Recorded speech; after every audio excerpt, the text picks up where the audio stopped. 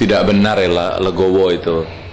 Legowo itu adalah kesimpulan yang dibuat oleh publik menyikapi statement dari beberapa kader dan petinggi Golkar terkait dengan tawaran dari Pak Prabowo dalam koalisi besar yang akan dibangun bersama dengan Partai Golkar. Nah, di dalam tawaran tersebut tentu saja disinggung mengenai elektabilitas keduanya. Nah, memang sudah tidak bisa ditutup-tutupi lagi bahwa elektabilitas Pak Prabowo ya dari berbagai survei selama ini selalu di atas ARB.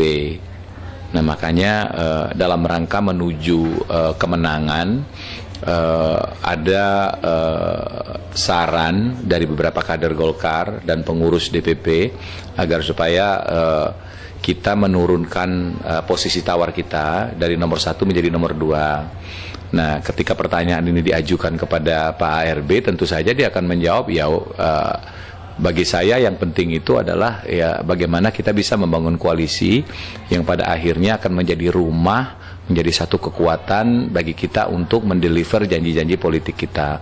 Jadi belum pernah ada tuh ya sepanjang ingatan saya Pak ARB secara eksplisit mengatakan saya siap menjadi calon wakil presiden. Kan tidak ada. Kan baru kata ya permainan kata-kata seperti ya bukan isu lah bagi kita nomor 1 nomor 2, dan memang benar seperti itu.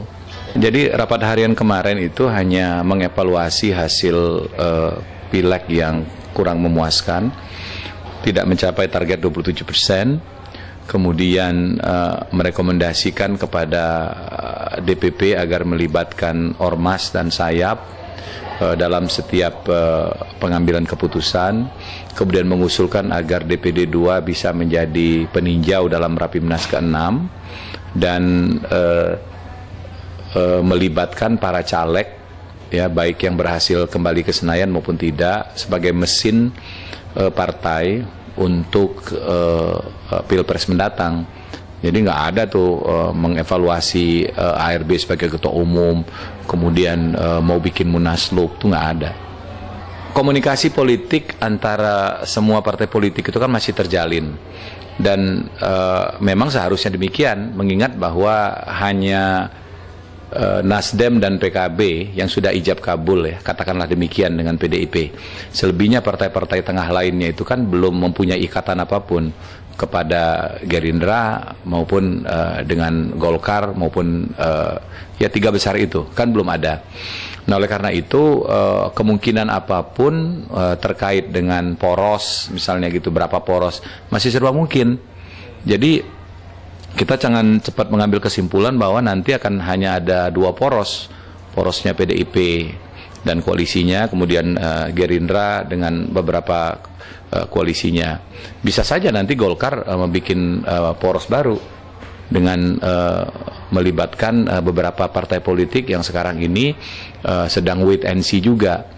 Nah, poros ini juga bisa tetap saja memajukan ARB sebagai RI 1, kemudian RI 2-nya kita cari apakah berasal dari Partai Golkar sendiri ataupun dari partai-partai koalisi.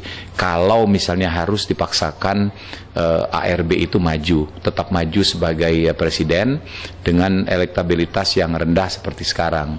Nah, namun jika tidak, apabila kita itu nanti akan ikut koalisi Partai Gerindra, ya belum tentu juga kita jadi nomor 2 gitu. Jadi ini tetap juga negosiasi. Kalaupun kita nomor 2, belum tentu juga ARB.